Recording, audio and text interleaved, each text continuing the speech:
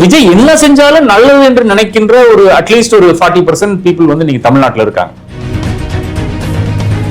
விஜய் மக்கள் இயக்கத்தில் இருக்கின்ற எம்எல்ஏஸ் எல்லாம் எங்களுக்கு உண்மை கிடையாது அப்படின்னு சொல்லிட்டு அவர்கள் வந்து திருநாவுக்கரசு மாதிரி ஒரு யூடியூப் சேனல் நடத்துற ஒரு நபர் வந்து அவரை நம்பி வந்து 35 கோடி கையில் கொடுத்து வச்சிருப்பாங்களா? எல்லா காலத்திலையும் வந்து ஆட்சியை கவுக்கிறதுக்காக அனைவரும் எல்லா இடத்திலையும் வந்து கங்கணம் கட்டி இறங்குவார்கள். எங்கிட்ட வந்து தனிப்படையாக மு.க. ஸ்டாலின் சொன்ன விஷயம் என்னவென்றால், ஒரு வருஷம் போட்டுங்க பார்க்கலாம், என்னதான் பண்றாங்கன்னு பார்க்கலாம் அப்படின்னு எங்கிட்ட கூறினார். தாமரத்துல பார்த்தாலும் ஒரு தம்பி அது பாலாஜி ஏதோ பேரு, அவர் வந்து காசு எடுத்து இப்படி போறதை வந்து ஒருத்தன் வந்து வீடியோ பிடிச்சிருக்கான். இப்ப அதனால போலீஸ்காரர்களும் பயப்படுறாங்க, எங்கப்பா வீடியோ எங்கேயாச்சும் எடுத்துருவானுங்களா? மக்களை டைரக்டாக அஃபெக்ட் பண்ணுகின்ற விஷயங்கள்ல வந்து கரப்ஷன் வந்து கண்ட்ரோல் பண்ணி இருக்கிறதுனால பயங்கரமான நல்ல பேர். பல அமைச்சர்கள் வந்து நன்றாக பணியாற்றி கொண்டிருக்கிறார். ஆனா எது நியூஸ்ல வருதுன்னு பாத்தீங்கன்னா சரத்குமார் நியூஸ்ல வர்றாரு. ஏன் சரத்குமார் நியூஸ்ல வர்றாருன்னு பாத்தீங்கன்னா அவர் செஞ்ச விஷயத்துக்காக கிடையாது. இணைப்பு விழாவிலையுமே சி விஜயபாஸ்கர் விஜயோட அந்த கெட்டப்ல தான் போயிருந்தாங்க. அதனால வந்து ஒயிட் அண்ட் ஒயிட்ல இருந்தவர் நேற்று வந்து காஸ்டியூமே சேஞ்ச் ஆயிருந்தது. ஆமா, அப்ப களவேட்டுக்கு எதிராக ஒரு மனநிலை வந்து மக்களிடையே வந்து விட்டது. உதயவசு விஜய்னு வந்துருச்சுல இப்போ, அதுல என்னைக்குமே விஜய் தான் ஜெயிப்பாரு.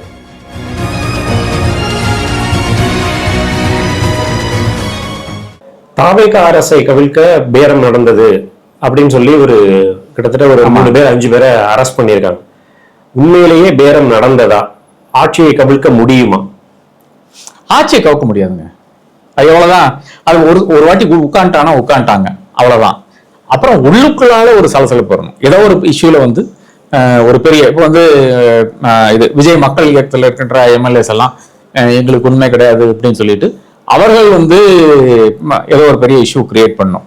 அவர்களுக்கும் நான் விஜய் மக்கள் இயக்கம் இந்த மாதிரி ஒரு பெரிய ஒரு சலசலப்பு வந்தால் மட்டும்தான் அங்க வந்து பிரச்சனை வரப்போகுது. இல்லைன்னா 5 வருடங்கள் வந்து கேரண்டீடு, ஒரு பிரச்சனையும் இல்லாம 2029 எப்படி வந்தா கூட 5 வருஷங்கள் வந்து உங்களுக்கு 100% கேரண்டீடு தான். ஏனென்றால் கூட்டணி கட்சிகள் இருக்கிறது, அவர்கள் யாரும் வந்து புடுங்கி போட்டு ஓட மாட்டாங்க, டெஃபினட்டா எங்கேதான் இருக்க போறாங்க. இனி அடுத்து பேரம் பேசுறது வந்து உண்மையா இல்லையான்னு பாத்தீங்கன்னா, எல்லா ஆட்சியிலையும் எல்லா காலத்திலையும் எல்லா இடத்துலையும் வந்து எங்கெங்க ஜனநாயக அமைப்புகள் இருக்கோ இந்தியாவை பொறுத்தவரை எல்லா இடத்துலையும் பேரம் பேசுறதுதான் நடந்து கொண்டே இருக்கும். 2017-16 வந்து நான் கோவால பார்த்தோம். இந்த கிரீஷ் சந்தோகர் இங்க வந்துட்டு கச்சா மச்சான் கத்திட்டு இருக்காரு, அவர் விட்டது. ஆமா, அந்த டைம்ல வந்து அவர் விட்டது யாரு? நம்ம செல்லகுமாரும் பி. சிதம்பரம் அங்க போய் உட்கார்ந்து இருக்காங்க. காங்கிரஸுக்கு வந்து பெரும்பான்மை கிடையாது, ஆனா ஐ திங்க் 2 சீட்டு கம்மியா இருக்குது. இவர்கள் உட்கார்ந்து பேசிக்கொண்டே இருக்கார்கள். பிஜேபி என்ன பண்ணா, நடுவில் போயிட்டு நோட்டனை ஏற்றிட்டான், ask us to form the government. Government டப்புன்னு வாங்கி வச்சுட்டு சரி ஃபார்ம் கவர்மெண்ட் அப்படின்னா 4 பேர் எழுதி கொண்டுட்டு கவர்மெண்ட் ஃபார்ம் பண்ணிட்டான், முடிஞ்சு போச்சு. இதுதான் எல்லா இடத்துலையும் நடக்குது. இப்ப வந்து சமீபத்தில் திரிணாமுல் காங்கிரஸ் வந்து ஆட்களை வாங்கி கொண்டிருக்கிறார்கள், சிவசேனா வந்து ஆட்களை வாங்கி கொண்டிருக்கிறார்கள். இந்த எஃபர்ட் வந்து எல்லா இடத்துலையும் எல்லா காலத்திலையும் நடந்து கொண்டேதான் இருக்கும். ஆனால் இந்த ஒரு தருணத்தில் வந்து நடந்தா பாத்தீங்கன்னா நாம யோசிக்க வேண்டியது, யார் ஆஃபர் பண்ண முடியும்? இந்த 35 கோடியோ 50 கோடியோ வந்து யார் ஆஃபர் பண்ண முடியும்? திருநாவுக்கரசு மாதிரி ஒரு யூடியூப் சேனல் நடத்துற ஒரு நபர் வந்து அவரை நம்பி வந்து 35 கோடி கையில் கொடுத்து வச்சிருப்பாங்களா? ஒரு சுகேஷ் சந்திரசேகருக்கே கொடுத்து வச்சு 1.5 கோடி தான். அந்த ஒரு அமௌண்டே வந்து அபத்தமான அமௌண்ட். அவங்க பேசுறேன், இதுக்கு பின்னாடி செந்தில் பாலாஜி இருக்காருங்கிறது தானே. அப்ப செந்தில் பாலாஜி கிட்ட இல்லாத காசான ஒரு கேள்வி வரும் இல்ல? இல்ல, செந்தில் பாலாஜி கிட்ட இல்லாத காசுன்னு மட்டும் அவளை எவ்வளவு காசு கோயம்புத்தூர்ல விட்டாருன்னு எனக்கு தானே தெரியும். எல்லாம் அதளவாதாளத்துல இருக்காங்க. அந்த அமௌண்ட் எல்லாம் யார்கிட்டையும் கிடையாது. ஒண்ணு. 2வது வந்து அப்படி ஒரு மூவ் நடந்திருந்தால் அது வந்து திருநாவுக்கரசு ஹேண்டில் பண்ண மாட்டார். அது வந்து யூசுவலா இந்த ஒரு பேட்டர்ன் இருக்குங்க. அதுக்கு அந்த பேட்டர்ன்ல தான் அது வரும். அரசியல்வாதியை வந்து ஒன்னோ கார்பரேட் நபர் வந்து சந்திப்பார், இல்லை என்றால் இவரே ஒரு பிசினஸ் மேனை கண்டுபிடிப்பாரு, கொஞ்சம் அவர்கிட்ட பேசி பாருங்க அப்படின்னு சொல்லுவாரு. இப்படித்தான் நடக்கும்.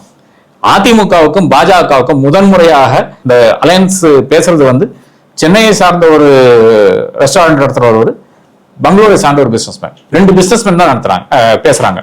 பிஜேபி பிசினஸ்மேன், அதிமுக ஒரு சார்பு இருக்கின்ற ஒரு பிசினஸ்மேன், 2 பேரும் தான் பேசுறாங்க. முதல் கட்டமாக இப்படித்தான் நடக்கும். அப்போ இந்த வாங்குறது கொடுக்கலன்னா இப்படித்தானங்க நடக்கும். இல்லைன்னா சும்மா வந்து இப்ப நீங்க செந்தில் பாலாஜி, நான் வந்து ஒரு தாவேக்கானா நீங்க வந்து நேரம் வந்து பேச மாட்டீங்க, இல்ல நீங்க வந்து ஒரு கேமராமேன் கிட்ட சொல்லிட்டு விட மாட்டீங்க, போய் சொல்லி ஒரு 10 கோடி கொடுக்கலாம் சொல்லியான்னு யாரும் நம்ப மாட்டாங்க. அதுக்கு வந்து உங்களுக்கு நம்ப தகுந்த ஒரு ஆளா அது 100% ஒரு யூடியூபரோ பத்திரிகையாளரோ இருக்க முடியாதுங்க. 10 கோடி பேசுறதோ, 10 கோடி தான் லீஸ்ட் அமௌண்ட் சிடிஆர் நிர்மல்குமார் பேசுறது. 35 வரைக்குமே சொல்லப்பட்டது. 10ல இருந்து 50 மட்டும் அவர் பேசுறாரு. 10 கோடி 100% நான் சொல்றேன். ஒரு லட்சம் 2 லட்சம்னா வந்து பத்திரிகையாளர் பேசலாம். அதை தாண்டி பேச முடியாதுன்னு தான் நமக்கு அனைவருக்கும் தெரிஞ்ச விஷயம் இருக்குது. சிடிஆர் நிர்மல்குமாருக்கு ஒழுங்கா போய் சொல்றதுக்கு யாராச்சும் கத்துக் கொடுக்கணும். அதான் என்னுடைய ஒரு இதா இருக்கும். ஆனால் எல்லா காலத்திலையும் வந்து ஆட்சியை கவுக்கிறதுக்காக அனைவரும் எல்லா இடத்துலயும் வந்து கங்கணம் கட்டி இறங்குவார்கள். இப்ப கேரளால ஏன் நடக்கலன்னு பாத்தீங்கன்னா அங்க வந்து 100க்கு மேல வந்து வந்துட்டாங்க. அந்த ஒரு மெஜாரிட்டியில இருந்து கவுக்க முடியாதுன்றது இருக்குது. இங்க வந்து 108, அதனால வசமா இருக்கிறது. கவுக்கறதுக்கான வேலைகள் நடந்து கொண்டேதான் இருக்கும். ஆனால் என்னை பொறுத்தவரை இந்த ஆட்சி நீடிக்கும் என்றதுதான். ஏன்னா விஜய்க்கு மேல ஒரு பெரிய ஒரு அதிருப்தி இன்னும் வரவில்லை, யாருக்கும் இல்லை. பெரிய அதிருப்தி, சிறிய அதிருப்தி கூட யாருக்குமே கிடையாது. விஜய் வந்து என்ன செஞ்சாலும் மக்கள் வந்து இன்னைக்கு ஆஹா பேஸ் சூப்பரா பண்றாருங்க அப்படின்னு சொல்ற ஒரு கூட்டம் தான் இன்னைக்கு இருக்குது.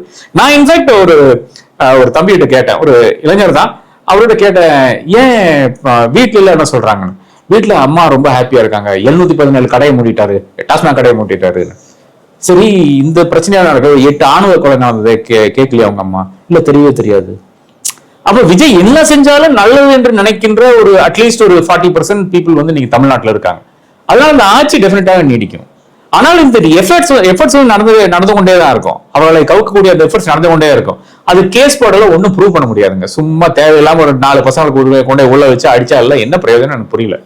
இல்ல, இதுல திமுக மீது ஒரு அந்த குற்றச்சாட்டு வருது, திமுக தான் ஆட்சியை கவிழ்க்க சதி செய்கிறதுன்னு. இதுல 2016 எலெக்ஷனுக்கு அப்புறம் ஜெயலலிதா மறைவுக்கு அப்புறமே அவங்களுக்கு ஒரு வாய்ப்பு ஏடிஎம்கேல இருந்து ஆட்சியை இது பண்றதுக்கான வாய்ப்பு இருந்தது. அங்கேயே திமுக எதுவும் பண்ணல. இத்தனைக்கும் அவங்க 2016ல திமுக 89 சீட்டு கிட்ட அவங்க வின் பண்ணாங்கன்னு நினைக்கிறேன். அப்பவே முடியாதவங்க இப்ப சீட்டு கம்மியா இருக்கும் போது இந்த முயற்சியை அவங்க பண்ணுவாங்களா அப்படின்னு ஒரு கேள்வி வரும். இல்ல, நிச்சயமா அந்த கேள்வி வரும். அப்போ திமுகவுடைய மனநிலை என்னன்னா, அடுத்த மாசம் வந்துடும், 3 மாசத்துல வந்துடும். துரைமுருகன் எத்தனை வாட்டி பேசியிருக்காரு? 3 மாசத்துல வந்துடும், 6 மாசத்துல வந்துடும், அப்படியே எதிர்பார்த்து கொண்டே இருந்தார்கள்.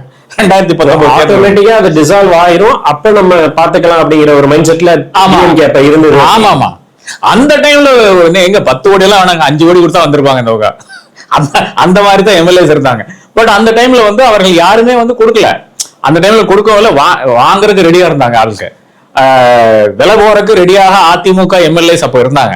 ஆனால் இவர்கள் வந்து காசு கொடுக்காதனால அந்த ஆட்சி வந்து அப்படியே நீடிச்சது. அதனால எம்.கே. ஸ்டாலினுடைய பேர் ரிப்பேர் ஆகல. அதாவது இவர் ஆட்சியை கவுக்குன்றவர்கள். இப்ப நீங்க இந்த கேள்வி வருது இல்லையா, இந்த கேள்வியே ஏன் வருதுன்னு பாத்தீங்கன்னா, அவர் அப்ப கவுக்காதனாலதான் வருது. அவர் நினைச்சா கவுத்திருக்கலாம். அதுக்கப்புறம் 2019 தேர்தல் வருது, அதுல வந்து போயிரும் நினைச்சாங்க. ஏன்னா 22 இடத்துக்கு வந்து இடைத்தேர்தல் வருது, அசம்பிளி சீட்ஸ்க்கு வருது. அந்த டைம்ல பாத்தீங்கன்னா 2019 வந்து 39 இடம், அதாவது பாண்டிச்சேரி சேர்த்து 39 இடம் வந்து கூட்டணி, திமுக கூட்டணி ஜெயிக்கிறது. ஒரே ஒரு இடம் வந்து நம்முடைய ஓபிஎஸ் மகன் ஜெயிச்சு வருகிறார். ஆனால் ஆட்சியை தக்க வச்சுட்டாங்க. அசம்பிளி வந்து ஜெயிச்சு வந்து 9 சீட்டு ஜெயிச்சு வந்து ஆட்சியை தக்க வச்சுட்டாங்க.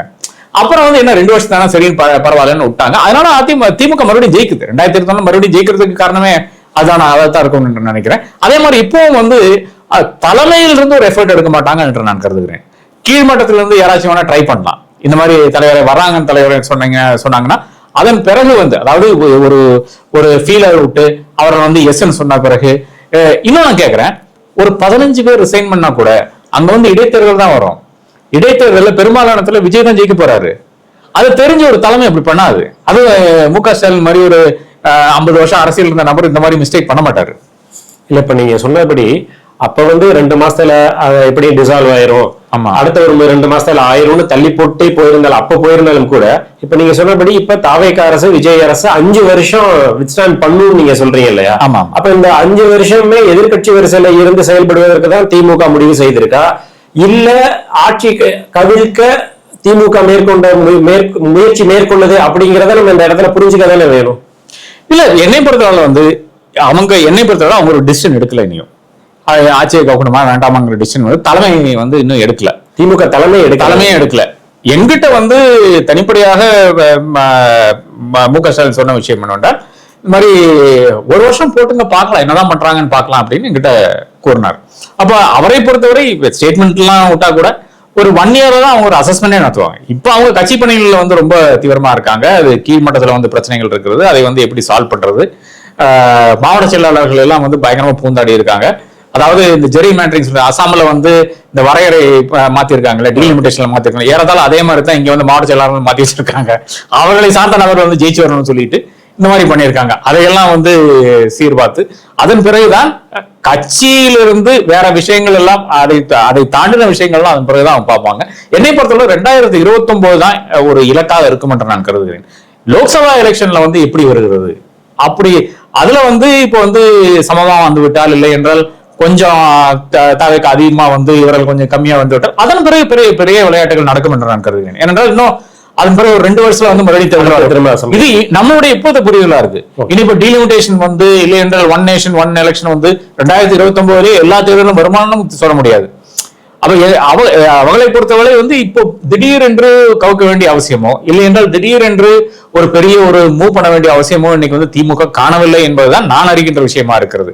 ஏனென்றால் இதெல்லாம் ஒரு முடிவு வரட்டும், டீலிமிட்டேஷன்லயோ அதே மாதிரி இந்த ஒன் நேஷன் ஒன் எலெக்ஷன்லயோ ஒரு முடிவு வந்த பிறகுதான் இவர்கள் வந்து சீரியஸாக யோசிப்பார்கள். இந்த அரசாங்கம் கண்டினியூ பண்ண வேண்டுமா, ஏதாச்சும் நம்ம நடவடிக்கை எடுக்க வேண்டுமா என்றெல்லாம் அதன் பிறகுதான் யோசிப்பார்கள். தாவேகா அரசு பொறுப்பேற்று இப்ப கிட்டத்தட்ட ஒரு 1.5-2 மாசம் ஆயிடுச்சு. இவங்களோட செயல்பாட நீங்க பத்திரிகையாளரை எப்படி பாக்குறீங்கிறத என்னோட கேள்வி. இதை தாண்டி பொதுமக்கள் பார்வையில இந்த அரசு எப்படி செயல்படுது அப்படின்னு பொதுமக்கள் நினைக்கிறாங்க. ஏன்னா இதுக்கு முன்னாடி ஆட்சியாளர்கள் இருந்தப்ப திமுக ஆட்சியோ அது அதிமுக ஆட்சியோ கொலைகள் அங்கங்க நடந்துட்டுதான் இருந்தது, போதைப் பொருள் அப்படிங்கிறது புழக்கத்துல இருந்துட்டுதான் இருந்ததுன்னு எல்லா குற்றச்சாட்டு அப்ப என்ன சொன்னாங்களோ அது அப்படியே அதோட நீட்சியா தான் இப்ப போயிட்டே இருக்கு. ஆமா, இப்ப என்ன சேஞ்சஸ் நடந்துருச்சுன்னு ஒரு கேள்வி இருக்குல்ல இந்த 2 மாசத்துல.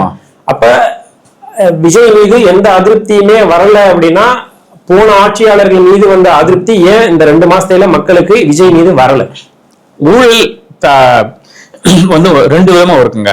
கிராண்ட் கரப்ஷன் சொல்லுவாங்க, பெட்டி கரப்ஷன் சொல்லுவாங்க. கிராண்ட் கரப்ஷனா பெருசா அடிக்கிறது, பெரிய ப்ராஜெக்ட், சென்னை சேலம் 6 வழிச்சாலை 8 வழிச்சாலை 10 வழிச்சாலை, அதுல வந்து ஒரு எவ்வளவு 10,000 crores 10,000 கோடி அடிக்கிறது, இது கிராண்ட் கரப்ஷன். கிராண்ட் கரப்ஷன்ல வந்து பிரச்சனை வராது. அந்த அளவுக்கு பெரிய அமௌண்ட் நீங்க அடிச்சுட்டு போனீங்கன்னா அது பெரிய அந்த மட்டத்திலேயே ஒதுங்கிடும். என்ன ரோடு அவ்வளவு நல்லா இருக்காது. இப்ப நான் பார்த்துக்கொண்டு அந்த டெல்லி டேராடூன் போட்ட ஹைவே வந்து 12,000 கோடி 12,000 கோடி அதுல இப்ப வந்து குழி வந்துருச்சு. ஃபர்ஸ்ட் மழை குழி வந்துருச்சு, அது கிராண்ட் கரப்ஷன். அது வந்து யாரையுமே வந்து பாதிக்காது. ஏன் அது வந்து இப்போ அது குழி வந்து மூடிட்டு போயிடுவாங்க, நாம வந்து கரப்ஷன் கத்திட்டு இருக்கோம், அவ்வளவுதான். பெட்டி கரப்ஷன் உங்களையும் என்னையும் பாதிக்கின்ற கரப்ஷன். இது எங்க நடக்கும்? அடித்தட்டு மக்களை பாதிக்கிற விஷயம். அடித்தட்டு மக்களை பாதிக்கின்ற ஊழல்கள். போலீஸ்காரன் உங்களை மடக்கிறான், மாமூலு ரெஜிஸ்டார் ஆபீஸ், தாலுகா ஆபீஸ், இந்த மாதிரி ஒவ்வொரு அலுவலகத்தில் லோ லெவல்ல இருக்கிறது. ஒவ்வொரு அலுவலகத்தில் போய் நிற்கும் போதும் முன்னாடி என்ன பாத்தீங்கன்னா ஒரு 1000 ரூபாய் 5000 ரூபாய்க்கு வந்து பட்டா சிட்டா அடங்கல் பர்த் சர்டிபிகேட் எல்லாமே வந்துட்டு இருந்தது. இப்ப அதெல்லாம் கிடையாது, பெர்சன்டேஜ் பேசி கொண்டிருக்கிறார்கள். அப்கோர்ஸ் பர்த் சர்டிபிகேட்டுக்கு 5000, டெத் சர்டிபிகேட்டுக்கு 5000, இந்த ரேஞ்சில் பேசிக் கொண்டிருக்கிறார்கள். இதுதான் மக்களை பாதிக்கின்ற கரப்ஷனா இருக்கிறது. அது வந்து மக்கள் ஏற்றுக்கொள்ள மாட்டார்கள். இந்த ஸ்கூலுக்கு காசு வாங்குறதெல்லாம் அதெல்லாம் ஒரு பிரச்சனையும் கிடையாது. என்ஓசிக்கு வந்து ஸ்கூல் எவ்வளோ லட்சக்கணக்கான ரூபா ஃபீஸா வாங்கிட்டு இருக்காங்க, அதுல யாருக்கும் பிரச்சனை கிடையாது. ஸ்கூலுக்கு பிரச்சனையா தான் இருக்குது. 25 லட்சம் 30 லட்சம் கொடுக்கறது பிரச்சனையா தான் இருக்குது. ஆனால் அது வந்து அங்க படிக்கிற பிள்ளைகளுக்கு வந்து பிரச்சனையா கிடையாது. எப்படி புடுங்கிட்டு தான் இருக்கான். நீங்க 25 லட்சம் கொடுத்தாலும் சரி, லஞ்சமா கொடுத்தாலும் சரி, ஸ்கூல் கொடுத்தாலும் சரி, இல்லைனாலும் சரி, புடுங்கிட்டு தான் இருக்கான். இந்த கரப்ஷன் இருக்கு இல்லையா, இதை வந்து விஜய் நிறுத்திருக்காரு. இதை எப்படி நிறுத்திருக்கான்னு பாத்தீங்கன்னா வேற ஒன்றும் கிடையாது. ஏறத்தாழ வாரம் அங்கங்க ரெய்ட் நடந்துட்டு தான் இருக்கு. சப் ரெஜிஸ்டார் ஆபீஸ்ல, அதே மாதிரி தாலுகா ஆபீஸ்ல அங்கங்க ரெய்ட் நடந்துட்டு கொண்டுதான் இருக்கிறது. காசு இப்போ எடுத்துக்கொண்டுதான் இருக்கிறார்கள். தாம்பரத்துல பார்த்தாலும் ஒரு தம்பி, பாலாஜி ஏதோ பேரு, அவர் வந்து காசு எடுத்து இப்படி போடுறத வந்து ஒருத்தன் வந்து வீடியோ பிடிச்சிருக்கான். இப்ப அதனால போலீஸ்காரர்களும் பயப்படுறாங்க, எங்கப்பா வீடியோ எங்கேயாச்சும் எடுத்துருவானுங்களா அப்படின்னு பயமா இருக்கிறது. அதனால வந்து பெருமளவு வந்து கரப்ஷன் குறைஞ்சிருக்குது தமிழ்நாட்டுல. இதுதான் மக்கள் பேசுகின்ற விஷயமா இருக்கிறது. அப்புறம் நான் சொன்ன மாதிரி இந்த இல்லங்க மதுக்கடையெல்லாம் மூடிட்டாங்க அப்படிங்கிற விஷயம், இந்த மாதிரி 2-3 விஷயங்கள்ல வந்து மக்களை டைரக்டாக அஃபெக்ட் பண்ணுகின்ற விஷயங்கள்ல வந்து கரப்ஷன் வந்து கண்ட்ரோல் பண்ணி இருக்கிறதுனால பயங்கரமான நல்ல பேர். இவ்வளவுதான் கிடையாது. அதே மாதிரி ஒரு அப்ரூவல் பில்டர் எல்லாம் ரொம்ப ஹாப்பியா இருக்காங்க. இன்னைக்கும் வீடு விற்கிறது 1 கோடியிலிருந்து 10 கோடி இந்த ரேஞ்சில் விற்கிறாங்க. ஆனா அப்ரூவலுக்கு காசு கொடுக்க வேண்டியது இல்லை, அதுவும் பாக்கெட்ல போயிருது. அப்ப லேண்ட் காஸ்ட் அதிகமா இருந்தா கூட இன்னைக்கு வந்து அங்க ஸ்கொயர் ஃபீட்டுக்கு வந்து 40 + 25 + 25 லட்சம் கொடுக்க வேண்டிய அவசியம் கிடையாது. 40 ரூபான்னு சொல்றது 40 ரூபா per ஸ்கொயர் ஃபீட். இது ஆக்சுவலா பன்னீர்செல்வம் பண்ண மிஸ்டேக். ஒரு ஸ்கொயர் மீட்டருக்கு 40 ரூபா சொல்லுங்கன்னு அம்மா கிட்ட சொன்னதுக்கு இவர் போய் ஸ்கொயர் ஃபீட்டுக்கு 40 ரூபான்னு சொல்லிட்டாரு. அப்புறம் 40 ரூபாயில பிக்ஸ் ஆயிடுச்சு. 10 ரூபான்றது மேட்டர் வந்து 40 ரூபா பண்ணி நிறுத்திட்டாரு பன்னீர்செல்வம். அதன் பிறகு வந்து சேகர்பாபு வந்த பிறகு அதுல பிறகு 25 ரூபாய் ஆட் ஆகுது, 65 ரூபாய் ஆயிடுச்சா. அதன் பிறகு வந்து இப்ப வருகின்ற ஃபயர்ஃபோர்ஸ்ல இருந்து மெட்ரோ வாட்டர், எலக்ட்ரிசிட்டி போர்டு எல்லாருமே அவன் கிச்சன் ரேட் வச்சுதான், ஒரு கிச்சன்னா ஒரு அபார்ட்மெண்ட் அதை வச்சுதான் ரேட் பேசுறது. இது எல்லாம் இன்னைக்கு போய்கொண்டிருந்த இடத்துல வந்து இன்னைக்கு திடீர்னு வந்து எவனுமே காசு கேட்க மாட்டேங்கிறான். இது பில்டருக்கு நல்லா சாதகம் போகுது. இது மக்களை அஃபெக்ட் பண்ற விஷயமே கிடையாது. மக்களை எப்படி எஃபெக்ட் பண்ணு பாத்தீங்கன்னா, உங்களுக்கு வந்து 1.5 கோடியில நீங்க ஒரு வீடு வாங்குறீங்கன்னா அது 2 கோடியா மாறும். அந்த அளவுக்கு ஊழல் நடந்து கொண்டிருந்த ஒரு இடம். இது மிடில் கிளாஸை பாதிக்கும். ஆனா நமக்கு தெரியவே தெரியாது. இனி அடுத்த ஆர்டி ஆபீஸ்ல என்ன பண்ண போறான்னு பார்ப்போம். ஆர்டி ஆபீஸ்ல இன்னும் பல விஷயங்கள் நடந்து கொண்டுதான் இருக்கிறது. அது எப்படி போகுதுன்னு பார்ப்போம். டிவிக்கு மினிஸ்டர்ஸோட செயல்பாடு நீங்க எப்படி பாக்குறீங்க? ஏன்னா ஒவ்வொரு துறை மினிஸ்டர்ஸ், ஒரு சில இப்ப சரத்குமார் இவங்க மீதான அந்த குற்றச்சாட்டு, அது வீடியோ வெளியானது, இது ஒரு புறம் இருக்க, அவங்க அந்த மினிஸ்டர்ஸ் எல்லாமே கொஞ்சம் யங்ஸ்டர்ஸா இருக்காங்க. ஆமா, அட்மினிஸ்ட்ரேஷனுக்கு அவங்க புதுசு, அரசியலுக்கே அவங்க புதுசு, அட்மினிஸ்ட்ரேஷனுக்கு ரொம்ப புதுசு. ஒரு ரீசெண்டா ஒரு வீடியோ பார்த்தேன், மினிஸ்டர் கீர்த்தனான்னு நினைக்கிறேன். அவங்க வந்து ஸ்கூல்ல போய் இன்ஸ்பெக்ஷன் பண்ணிட்டு இருக்காங்க. அவங்க வந்து ஒரு தொழில்துறை அமைச்சர். அவங்க ஏன் இங்க போறாங்க? இப்படியான ஒரு விமர்சனங்கள்லாம் வருது இல்லையா? ஒருவேளை அரசியல் புரிதல் இல்லாததுனால இவங்க இப்படி நடந்துக்கிறாங்களா? இது விஜய்க்கு தெரியுமா? இல்ல, என்னை பொறுத்தவரை வந்து சில நபர்கள் வந்து நன்றாக பண்றாங்க, சில நபர்கள் வந்து மொச்சக்கட்ட மாதிரி அங்க போய் ஓடி ஓடி ஏதோ பண்ணிட்டு இருக்காங்க, ரீல்ஸ் பண்ணணும்ட்டு வந்து கொண்டிருக்காங்க. என்னை பொறுத்தவரை இதுவரை இருக்கின்ற செயல்பாடுகள்ல பெஸ்ட் மினிஸ்டர் பாத்தீங்கன்னா வன்னியரசு தான். வன்னியரசுக்கு வந்து ஃபுல் அண்டர்ஸ்டாண்டிங் இருக்குது, என்ன இஷ்யூங்கிறது அண்டர்ஸ்டாண்டிங் இருக்குது. அந்த மாதிரி ஒரு துறையிலையும் போட்டிருக்காங்க. அப்கோர்ஸ் திருமாவுக்கு பிடிக்காத துறையா இருக்கலாம், இருந்தாலும் அந்த மாதிரி ஒரு துறையில போட்டிருக்காங்க. வர்றவங்களை எல்லாம் அரவணைக்கிறாரு. அதே மாதிரி எல்லா அமைச்சர்களுக்கும் வந்து பெரிய ஒரு கும்பல் வந்து நிக்குது, ஏதோ ஒரு தேவைக்காக வந்து நிக்கிறது. அப்போ கூட்டணி கட்சிகள்னு பாத்தீங்கன்னா நிச்சயமாக வன்னியரசனுடைய அந்த செயல்பாடுகள் மிக மிக துரிதமா இருக்கிறது. நல்ல ரெஸ்பெக்டோட டீல் பண்றாரு. நான் ஒரு அமைச்சர், நீ முன்னால் நிக்கணும், அந்த ஒரு இதே கிடையாது. ஆளுங்கட்சி தரப்புல பாத்தீங்கன்னா, அதாவது தவைக தரப்புல பாத்தீங்கன்னா அருண்ராஜ் எல்லா இடத்துலயும் போயிட்டு கவர்மெண்ட்டை வந்து ரொம்ப நன்றாக டிஃபெண்ட் பண்ணுற. நேற்று பேசின பேச்சானாலும் சரி, ஹிந்துவுக்காக ஹடில் என்ற ஒரு நிகழ்வு இருக்கிறது, அதுக்கு வந்து பெங்களூர்ல போய் பேசின பேச்சானாலும் சரி, பல இடங்கள்ல வந்து அவர் வந்து கவர்மெண்ட்டை ரொம்ப எஃபெக்டிவாக வந்து டெஃபினட் டிஃபெண்ட் பண்றாரு. ராஜ்மோகன் பல இடங்கள்ல நல்ல தமிழ் நல்லா பேசுறாரு. அதே இடத்துல வந்து எங்கேயும் வந்து ஒரு பந்தாவோ இல்லை என்றால் நான் வந்து அமைச்சர் அந்த ஒரு இதே இல்லாமல் வந்து எல்லா இடத்துலயும் பழகக்கூடிய இந்த மாதிரி பல அமைச்சர்கள் வந்து நன்றாக பணியாற்றி கொண்டிருக்கிறார்கள். ஆனா எது நியூஸ்ல வருதுன்னு பாத்தீங்கன்னா சரத்குமார் நியூஸ்ல வர்றாரு. ஏன் சரத்குமார் நியூஸ்ல வர்றாருன்னு பாத்தீங்கன்னா, அவர் செஞ்ச விஷயத்துக்காக கிடையாது, அது ஜஸ்டிஃபை பண்றாரு இல்லையா.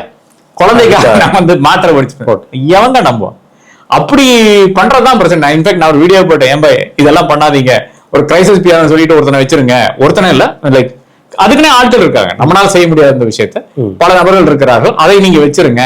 அவர்களுக்கு சொல்லுவாங்க இந்த மாதிரி அப்ரோச் பண்ணலாங்க இந்த இஷ்யூன்னு. அப்போ தவறு செய்வது என்பது ஒண்ணு, பிடிக்கப்பட்டது அடுத்த பிரச்சனை. ஆனால் அதை வந்து ஜஸ்டிஃபை பண்ணும்போது அது மறுபடியும் பிரச்சனையில தான் வழி நிறுத்தும். அதே மாதிரி கீர்த்தனா வந்து இண்டஸ்ட்ரீஸ் மினிஸ்டர், அதுக்கு ஒரு சீரியஸ்னஸ் இருக்குது. அந்த சீரியஸ்னஸ் வந்து அவங்களுக்கு இருக்கான்னு எனக்கு தெரியல. பல இடங்கள்ல வந்து அது தென்படவே இல்லை. என்னை பொறுத்தவரை நாவடக்கம் தேவை. எங்க முதல்வரே பேச மாட்டேங்கிறாரு, உங்களுக்கு என்ன போச்சுன்னு கேட்கணும். உங்களுக்கு மட்டும் கிடையாது, இப்ப பேசுகின்ற நம்மளுக்கு என்ன போச்சு? தயவு செய்து பேசாதீங்க, வேலையை செய்யுங்கள் என்றதான். இதை வந்து தலைமை எப்படியும் பார்க்கும்ல. இது இப்ப எப்படி சோசியல் மீடியா மூலமா எப்படி இருந்தாலுமே அது வெளியில வந்துருது, மீடியா மூலம், சோசியல் மீடியா மூலமா.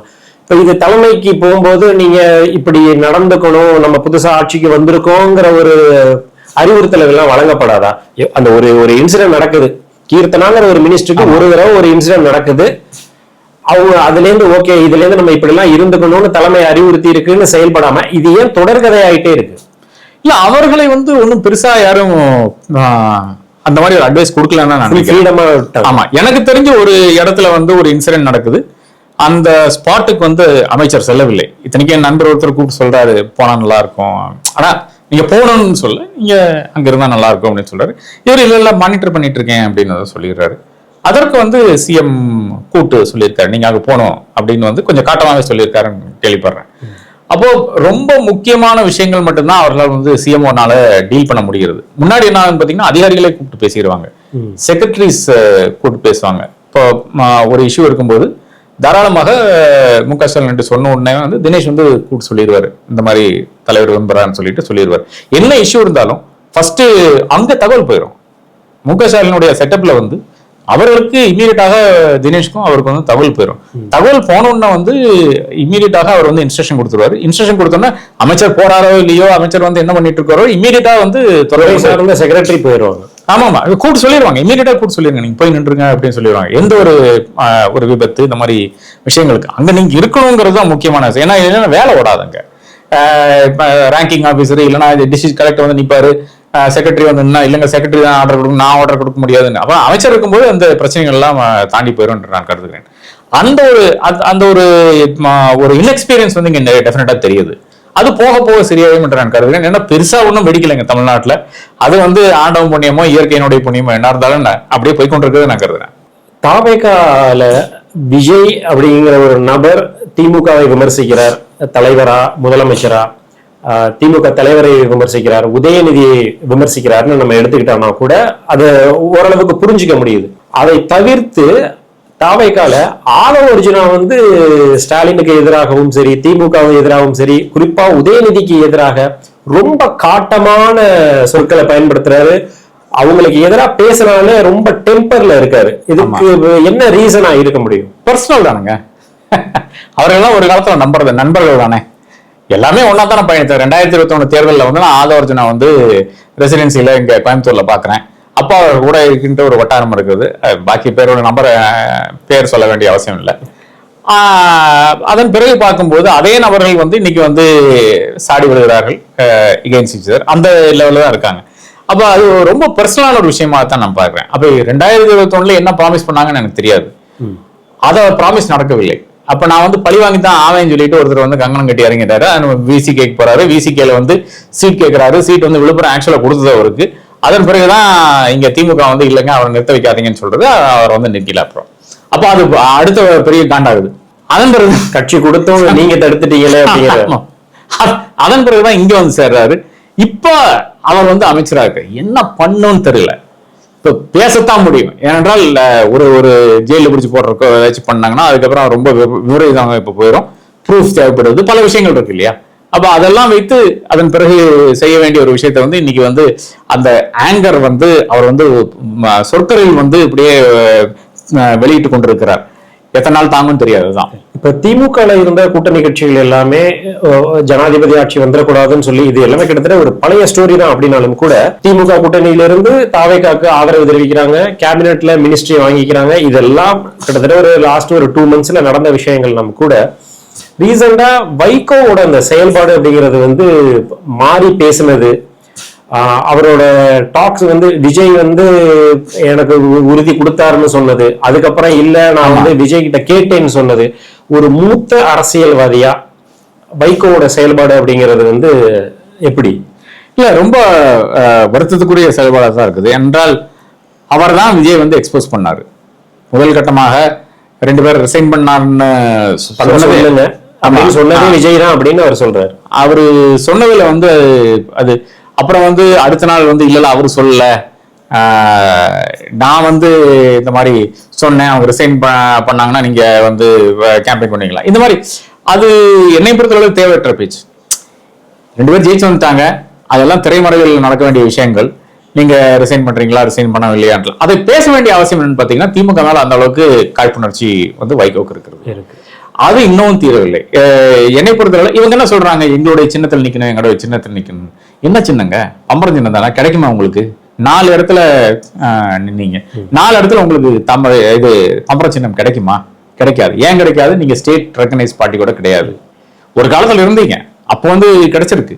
இன்னைக்கு வந்து தீப்பெட்டி சின்னத்துல வேற ஏதோ சின்னத்துல நிக்கிறதுல வந்து அர்த்தம் இல்லை என்று திமுக நம்புகிறது. அது அவர்களுடைய அசஸ்மெண்ட். நீங்க வேணா முடியாதுன்னு சொல்லியிருக்கலாம். ஏன் மக்கள் நீதி மையம் கமலஹாசன் சொன்னாரே முடியாதுன்ட்டு, எனக்கு உங்க சின்னத்துல நிக்கிறதுல எனக்கு உடன்பாடு கிடையாது அப்படின்னு சொல்லிட்டு நண்பராக இருப்போம்னு சொல்லிட்டு அவர் வந்து வந்துட்டார், வெளியே வந்துட்டார் இல்லையா? அது நீங்க செஞ்சிருக்கலாம். நீங்க தேர்தலில் வந்து பல இடங்கள்ல புறக்கணிச்சிருக்கீங்க. மதிமுக புறக்கணிச்சிருக்கிறது தேர்தல் அரசியலுக்காக இருக்கின்ற ஒரு கட்சி வந்து தேர்தலையே புறக்கணித்த வரலாறுன்னு பாத்தீங்கன்னா மதிமுக மட்டும்தான் இருக்கிறது. சோ அப்படி இருந்த ஒரு கட்சி வந்து இன்னைக்கு இது இந்த இடத்துக்கு போய் நிக்க வேண்டிய அவசியம் என்னன்னு பாத்தீங்கன்னா வைகோ மட்டும்தான். 22 இடங்கள் வந்து வைகோவுக்கு வந்து 2006 கிடைச்சிருக்குங்க. அதுல அட்லீஸ்ட் ஒரு 15-17 இடம் வந்து அவர் ஜெயிச்சிருப்பாரு. ஏனென்றால் 2004 வந்து அமோக வெற்றி, முதல் முறையாக 39 பேரும் தமிழ்நாட்டில் வெற்றி பெற்று வருகிறார்கள் லோக்சபா தேர்தலில். பொடா சட்டத்திலிருந்து அந்த இதுல கையிலிருந்து வெளியே வருகிறார், கேம்பெயின் பண்ணுகிறார், பெரிய ஹீரோ. எங்கேயோ போயிட்டார் அந்த மனிதர், மாமனிதராக இருந்தார். கலைஞர் சொன்னதுனாலதான் வெளியே வர்றாரு, பெயில் போட்டு வெளியே வர்றாரு.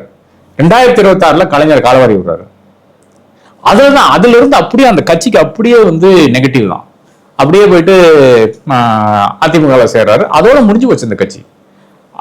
வெச்சடி இன்னைக்கு வந்து விஜயகாந்துக்கு இடம் கொடுக்காம ஏறத்தாழ 3வது பெரிய கட்சியாக, காங்கிரஸ் இல்ல, இந்த கட்சி வந்து 3வது பெரிய கட்சியாக இன்னைக்கு தமிழகத்துக்கு வந்து வர வேண்டிய கட்சி இப்படி சீரழிந்து போயிட்டேன்ற கவலை எனக்கு இருக்கிறது.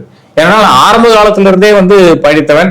வைகோனுடைய பேச்சுகள் எனக்கு அந்த அளவுக்கு பிடிக்கும். வைகோனுடைய வீட்டுக்கு நான் பல முறை சென்றிருக்கிறேன். அங்கேயும் எல்லா இடத்துலையும் நான் சென்றிருக்கேன். அவருடைய பிரச்சாரங்களுக்கு நான் சென்றிருக்கிறேன், அவருடைய பத யாத்திரைக்கு நான் சென்றிருக்கிறேன். அதன் பிறகு இப்படி ஆயிடுச்சுன்றதுதான் எனக்கு மிக வருத்தமா இருக்கிறது. அரசியலை பொறுத்த வரைக்கும் அரசியல்வாதிகள், அரசியல் தலைவர்கள் வந்து மாத்தி மாத்தி பேசுறாங்க. முன்னாடி ஒரு தடவை பேசுனாங்க, பின்னாடி இப்போ ஒண்ணு பேசுறாங்க அப்படிங்கிற கருத்து பொதுவானதா இருந்தாலும் கூட பொதுமக்கள்கிட்ட வந்து அவங்க மீதான அந்த நம்பகத்தன்மை அப்படிங்கிறது, உதாரணத்துக்கு நான் சொல்றது வைகோவாக இருக்கட்டும், இல்ல இப்ப விஜயபாஸ்கர் வந்து தன்னை வளர்த்த கட்சி அதை விட்டுட்டு வெளியில வந்துட்டு இன்னைக்கு வேற கட்சிக்கு போயிட்டார். இப்ப இந்த நம்பகத்தன்மை ஒரு பொதுமக்கள்கிட்ட அப்படிங்கிறதுல எந்த வித ஒரு இவங்க மீதான ஒரு அபிப்பிராயத்தை ஏற்படுத்தும் அப்படிங்கிறது தெரியாம இருக்கும் இவங்களுக்கு, அரசியல் தலைவர்களுக்கு. இல்ல என்ன வேணாலும் பேசிட்டு நம்ம கடந்து போயிடலாங்கிறது தான். அதாவது என்ன ஃபர்ஸ்ட் பாஸ்ட் த போஸ்ட் தான். எனக்கு என்ன 30% வாக்கு வந்தா போறோம், பாக்கி எல்லாம் ஆட்சியை பிடிச்சிட முடியும். ஆமா, நான் ஜெயிச்சு வந்துடலாம், 35% எம்எல்ஏ வந்துடலாம், அவ்வளவுதான். இவங்களுடைய கணக்கு அவ்வளவுதான். என் ஜாதி இருக்கு, நான் என்ன அளவு பேசினாலும் ஜாதி வந்து ஓட்டு போட்டுரும். ஏன்னா ஜாதி மக்களுக்கு நான் நிறைய செஞ்சிருக்கேன். அதை தாண்டி வந்து எனக்கு எவ்வளவு நம்பர் தேவை, இதுதான், இவ்வளவுதான் என்கொயரியே, இவ்வளவுதான். அதன் பிறகு நான் வாய்க்கு வந்து பேசுவேன். அப்ப இதனாலதான் பெரும்பாலான மக்களுக்கு வந்து அரசியல்வாதிகள் மேல பெரிய வெறுப்பு இருக்கிறது. அதே மாதிரி பாருங்க, ஒவ்வொரு விஜய் படத்துலையும் பாத்தீங்கன்னா ஒரு கரவேட்டி இருப்பான். அந்த கரவேட்டி தான் இருக்கிற நான்சென்ஸ் எல்லாம் பண்ணுவான். அந்த கரவேட்டிக்கு எதிராக ஜனநாயகம் வரப்போகுது, அதுலயும் வேணா பாருங்க. அந்த கரவேட்டிக்கு எதிராக தான் இவர் வந்து கம்ப்ளீட் நகர்வுகளை வந்து நடத்தி கொண்டிருப்பார். அதனாலதான் அவர் பேண்ட் போட்டிருக்காரு. இன்னைக்கு பாதி தாய்க்கிணவர் வந்து பேண்ட் தான் போட்டிருக்காங்க, யாருமே வந்து இது கரவேட்டி கட்டுறது கிடையாது. இணைப்பு விழாவிலையுமே விஜயபாஸ்கர் விஜயோட அந்த கெட்டப்ல தான் போயிருந்தாங்க. அதனால வந்து ஒயிட் அண்ட் ஒயிட்ல இருந்தவர் நேற்று வந்து காஸ்டியூமே சேஞ்ச் ஆயிருந்தது. ஆமா, அப்ப கரவேட்டிக்கு எதிராக ஒரு மனநிலை வந்து மக்களிடையே வந்து விட்டது. அது விஜய் ஒரு காரணமா இருந்தால் கூட இவர்கள் பேசுறதுதான் முக்கியமான காரணமாக நான் பார்க்கிறேன். இந்த அரசியல்வாதிகள் வந்து மக்கள்கள் முட்டாள்கள் என்று நினைத்து பேசுறதுதான் பெரிய ஒரு காரணமாக நான் பார்க்கிறேன். திமுக வந்து ஆட்சியில இருந்தாலும் சரி, எதிர்கட்சியாக இருந்தாலும் சரி, ராஜா அப்படின்னு சொல்லுவாங்க. எதிர்கட்சியா செயல்படுறதுலயும் அவங்கள மாதிரி செயல்பட முடியாது. ஆளுங்கட்சியாக அவங்களோட செயல்பாடுங்கிறது கிட்டத்தட்ட 5 வருஷத்தை அவங்க வந்து ஃபுல்ஃபில் பண்ணிடுவாங்க, ஏகப்பட்ட திட்டங்களை செயல்படுத்துவாங்கன்னு சொல்லுவாங்க. ஆனால் தற்போது இந்த 2 மாதம் உதயநிதி எதிர்கட்சி தலைவர் அப்படிங்கிற பட்சத்துல அவரோட செயல்பாடு எப்படி இருக்கு, திமுகவோட எதிர்கட்சியான அந்த நகர்வு எப்படி இருக்கு? உதயநிதி விஜய்னு வந்துருச்சுல இப்போ, அதுல என்னைக்குமே விஜய் தான் ஜெயிப்பாரு. நீங்க என்னதான் ஆகட்டும், என்னதான் இருந்தால் கூட, அதாவது விஜய் என்பவர் இன்னைக்கு ஒரு டாப் லைன் ஹீரோ. இவர் வந்து சினிமால நடிச்சவர், இவ்வளவுதான். இந்த வித்தியாசம் என்னைக்குமே இருக்கும். ஏன்னா அந்த ஃபீல்டுக்கு போனாரு, அந்த ஃபீல்ட்ல வந்து விஜயோட முதன்மையா ஒரு நாள் வர முடியல, அதான் உண்மை நிலையா இருக்குது. அதே நேரத்துல ஒரு ஜாம்புவான் ஆனா விஜய், அதாவது ஒரு ஹீரோ நிக்கிறாரு. இந்த பக்கம் வந்து ஒரு அரசியல் ஆளுமை, இல்லை என்றால் அரசியல் தெரிந்த ஒரு முன்னாள் அமைச்சர் இருக்காருன்னு வச்சுங்களேன். அந்த டிஃபரன்ஸ் என்பது, நீங்க எப்பவுமே வந்து மினிஸ்டர் என்பவர் வந்து இல்லை என்றால் முன்னாள் அமைச்சர் வந்து ஒரு அண்டர்டாகா இருப்பாரு. அவரை சப்போர்ட் பண்றதுக்கு எவ்வளவோ நபர்கள் வருவார்கள். அப்ப அந்த ஒரு விஷயத்த வந்து யூஸ் பண்ணலாங்கிறது தான் இருக்குது. உதய நல்லா தான் பேசுறாரு, அதுல ஒன்றும் மாற்றுக்கிறது கிடையாது. விஜயோட நல்லா தான் பேசுறாரு என்பதுதான் உண்மை நிலையா இருக்கிறது. அதே மாதிரி வெளியே பல இடங்கள்ல வந்து முன்னாள் வந்து ஒரு வருஷம் 2 வருஷம் முன்னாடி பாத்தீங்கன்னா ஸ்பீச்சே கொஞ்சம் தடுமாறுவாரு. இப்ப ஸ்பீச் தடுமாற்றம் எல்லாம் கிடையாது. ஸ்டேஜ்ல நல்லா பேசுறாரு, 15 வருஷம் 20 நிமிஷம் நல்லா பேசுறாரு. அதெல்லாம் யாருக்கும் மாற்றுக்கிறதே இருக்க முடியாது. ஆனால் இன்னமும் அந்த முதிர்ச்சி வரவில்லை, அந்த அந்த திமுகவோட பயணித்தால் மட்டும்தான் அந்த அளவுக்கு வந்து வரும். நீங்க திமுக குடும்பத்துல அந்த பிறந்த நாளை மட்டும் வந்து உங்களால் வந்து எல்லாமே யூ நோ எவ்ரிதிங்னு கிடையாது. அது அந்த ஒரு டிராபேக் வந்து என்னைக்குமே வந்து உதவிக்கு இருக்கத்தான் செய்யும். இப்ப திமுக இந்த எலெக்ஷன்ல கிட்டத்தட்ட அவங்களுக்கு ஒரு படுதோல்விதான், ஆளுங்கட்சியா இருந்து தோத்துருக்காங்க. அப்படிங்கிற பட்சத்துல அடுத்து 2029 எலெக்ஷன் இருக்கு, 31 எலெக்ஷன் இருக்கு, பீரியட்ஸ் இருந்தாலும் கூட கட்சியை ஒரு கட்டமைப்போட எடுத்துட்டு போற விஷயங்கள்ல அவங்க சூப்பரா செயல்படுறாங்க அப்படின்னாலும் கூட ஆளுங்கட்சி, அதாவது தாவேகா, விஜய், சோசியல் மீடியா இவ்வளவு விஷயங்களை எதிர்கொண்டு அவங்கள டேக்கிள் பண்றதுக்கு திமுக சைட்ல இன்னுமே அவங்க தயாராகலையோ அப்படிங்கிற ஒரு பார்வை இருக்கு. இல்ல அப்படி அது அந்த அசஸ்மெண்ட் தவறுன்னு நினைக்கிறேன். அதாவது இது முழுக்க முழுக்க வந்து இந்த தேர்தலில் வந்து மிஸ்மேனேஜ்மெண்ட் பண்ணிட்டாங்க. அது மிஸ்மேனேஜ்மெண்ட் என்ன ஆகுதுன்னு பாத்தீங்கன்னா சோசியல் மீடியால பயங்கரமா ஸ்பெண்ட் பண்ணாங்க. அது உங்களுக்கும் தெரியும், எனக்கும் தெரியும். அது ஸ்பெண்ட் என்ன எதுல பண்ணாங்கன்னு பாத்தீங்கன்னா நல்லா ஸ்லிப் வீடியோ பண்ணிட்டு திமுகவை பத்தி, உதயை பத்தி, கலைஞரை பத்தி, ஸ்டாலினை பத்தி நல்ல வீடியோஸ் பத்தி எடுத்து போட்டாங்க. இதுதான் பண்ணாங்க. அதை தாண்டி ஒரு என்கேஜ்மெண்டே கிடையாதுங்க. அங்கதான் அவருக்கு பண்ண மிஸ்டேக். இவங்க என்ன பண்ணாங்க, விஜய் பாட்ட டயலாக் இவ்வளவுதான் ஒரு இஷ்யூ, அந்த இஷ்யூ வந்து பிளே பண்ணிட்டு விஜய் படத்தினுடைய டயலாக் இவ்வளவுதான் பண்ணாங்க. அப்ப ஒரு 30 செகண்ட் வைக்க வேண்டிய இடத்துல வந்து நீங்க வந்து 3 நிமிஷம் 4 நிமிஷம் சொல்லி வீடியோ போட்டீங்கன்னா அது வந்து வேலைக்கு ஆகாது. அப்ப அதுதான் பிரச்சனையா இருந்தது. மேனேஜ்மெண்ட்னுடைய இஷ்யூவாக தான் இருந்தது இந்த தேர்தல். அப்ப அந்த இடத்துல வந்து திமுகவினர் வந்து தேர்ச்சி பெறவில்லையான்னு கேட்டா நிச்சயமாக தேர்ச்சி பெற்றிருக்கிறார்கள். ஆனா தேர்ச்சி பெற்ற நபர்கள் வந்து அங்க வந்து எம்ப்ளாய் பண்ணவில்லை என்றதான் உண்மை நிலையா இருக்கிறது. அவர்களை கொண்டு வந்து நிறுத்த வேண்டும். இளைஞர்கள் இல்லையான்னு பத்தி கேட்டீங்கன்னா இளைஞர்கள் இருக்கிறார்கள். ஆனா இளைஞர்கள் இருக்கின்ற பிரச்சனை என்னன்னு பாத்தீங்கன்னா வேற ஒன்றும் கிடையாது. எல்லா இடத்துலயுமே வந்து டேடிக்கு அப்புறம் மகன், மகனுக்கு அப்புறம் மருமகன், இந்த மாதிரி ஒரு செட்டப்ல வந்து திமுக எல்லா தரப்புலையும் வந்திருக்கிறது. அதாவது கிளை செயலாளர் இருந்து ஆரம்பிச்சு மேல தலைமை வரை எல்லாமே இப்படித்தான் இருக்கிறது. அது வந்து மக்கள் வந்து விரும்ப மாட்டார்கள். அதற்கு திமுக என்ன செய்ய போறதுன்னு பொறுத்து தான் பார்க்க வேண்டும் என்று நான் கருதுகிறேன். அப்போ ஆர்கனைசேஷன்லயே ஒரு பிரச்சனை இருக்கிறது, மேனேஜ்மெண்ட்ல ஒரு பிரச்சனை இருக்கிறது. மேனேஜ்மெண்ட் பிரச்சனையை உடனடி கலந்துட்டார்கள். இப்ப அது முடிஞ்சு விட்டது. அவர்கள் வந்து புதிதாக இன்னொரு ஸ்ட்ராட்டஜி வந்து அடாப்ட் பண்ணி கொண்டிருக்கிறார்கள். ஆனா இது தலையாய பிரச்சனை ஆர்கனைசேஷன் இருக்குது. அதை எப்படி பண்ணுவாங்கன்னு பொறுத்து வந்து பார்ப்போம். நிகழ்ச்சியில கலந்துக்கிட்டு என்னோட பல்வேறு கேள்விகளுக்கும் ரொம்ப சிறப்பா நான் எதிர்பார்க்காத பதில்களை தந்தீங்க சார். ரொம்ப நன்றி. நன்றி, மகிழ்ச்சி பார்ட்டிசிபேட் பண்ணதுல நன்றி.